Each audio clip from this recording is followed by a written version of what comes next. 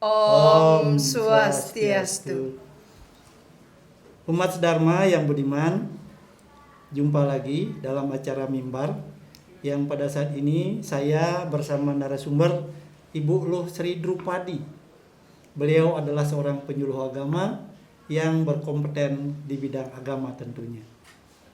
Umat Dharma yang budiman, adapun tema yang menjadi acuan kita saat ini adalah bagaimana pembinaan generasi muda, terutama dikaitkan dengan agama kita, yaitu agama Hindu Dharma.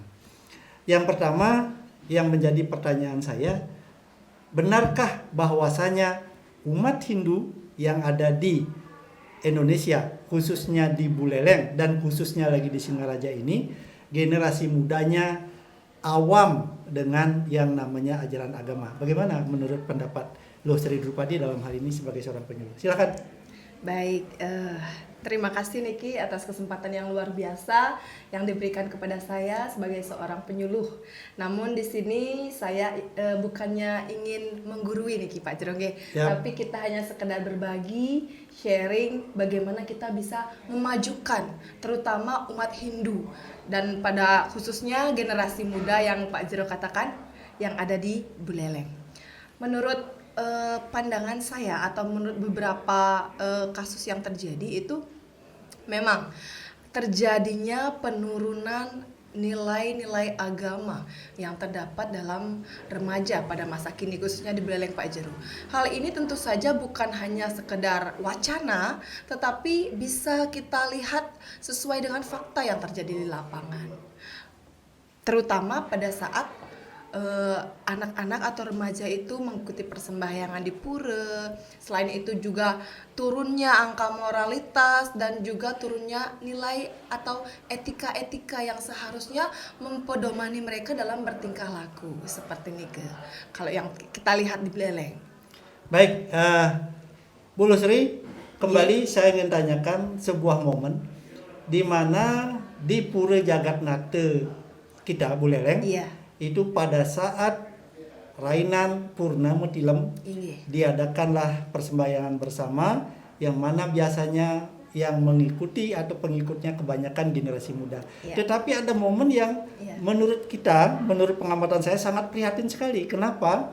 Pada saat akan acara live dari RRI, dari RRI Singaraja, generasi muda atau mungkin bahkan pada saat itu kebanyakan orang menunda waktu tangkil ke puranya diakibatkan agar dia tidak mengikuti Dharma Wacana yang durasinya lumayan banyak, barangkali sekitar 30 menit. Oleh sebab itu generasi muda seolah-olah mereka anti terhadap Dharma Wacana. Kemudian melihat waktunya yang banyak, mungkin dia bosan dan lain sebagainya, terpaksa menunda waktu. Bagaimana menurut Bu Sri Drupadi terhadap hal ini?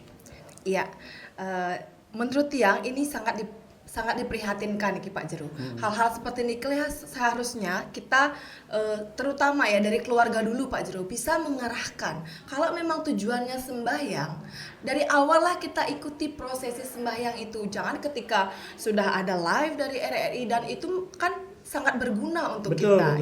Sangat berguna tentu saja. Yang mempersiapkan materi juga luar biasa nih ke Pak Jero. Pastinya perlu mental dan pemahaman yang luar biasa untuk mempersiapkan itu.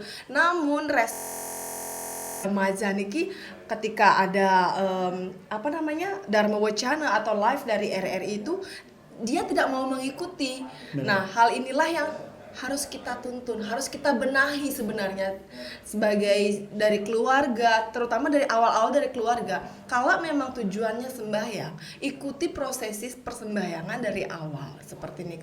Dan tentu saja kalau mereka bisa mengikuti dengan tertib, misalnya dalam mengikuti persembahyangan itu mematikan HP, fokus seperti itu, niscaya maka tujuan dari goal dari kita seorang penyuluh ini bisa sampai ke anak-anak remaja seperti ini.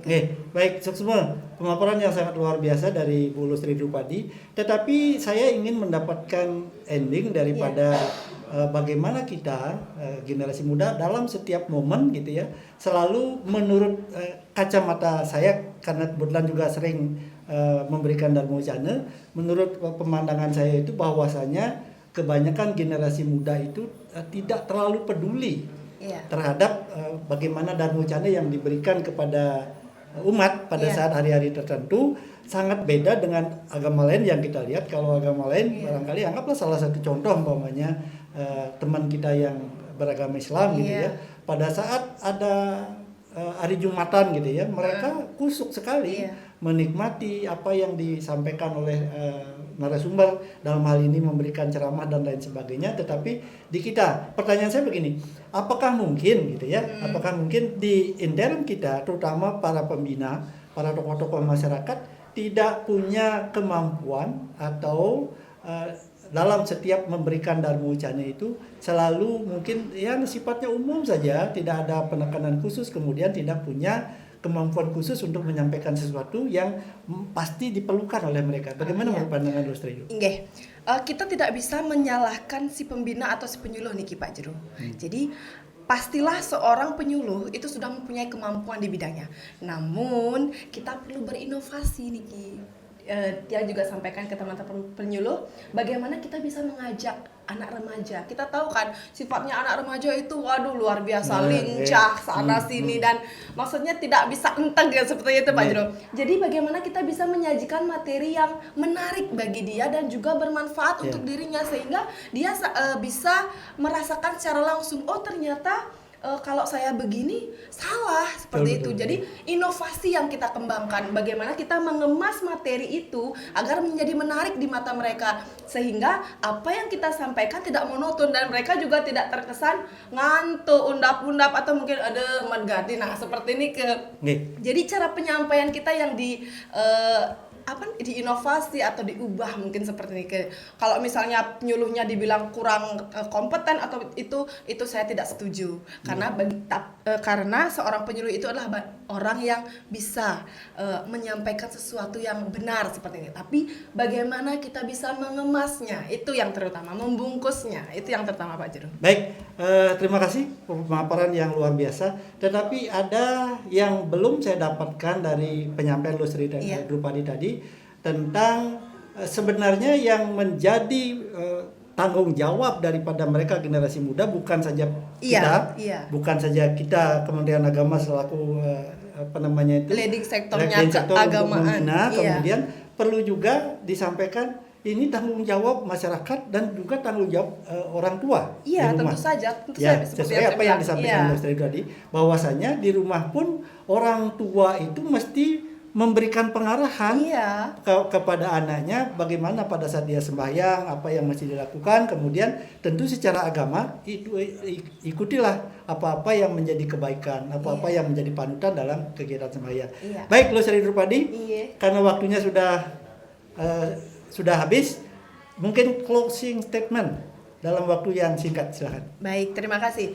Tentu saja inti untuk semua generasi muda dimanapun berada, mari kita sadari, terutama yang umat sedharma, kalau misalnya karena pembahasan kita tentang Pura Jagatnata, ketika kita sembahyang ke Pura Jagatnata, mari ikuti prosesnya dari awal, mulai dari live RRI, ada Dharma Wacana, maka keniscayaan, ketulusan hati, dan kebahagiaan pasti akan hadir di antara kita semua. Terima kasih. Baik, karena acara ini sudah berjalan dengan sangat baik, pada umat sedharma yang lagi monitor acara ini kami ucapkan banyak terima kasih dan kita tutup dengan para Om Santi, Santi, Santi, Santi, Om.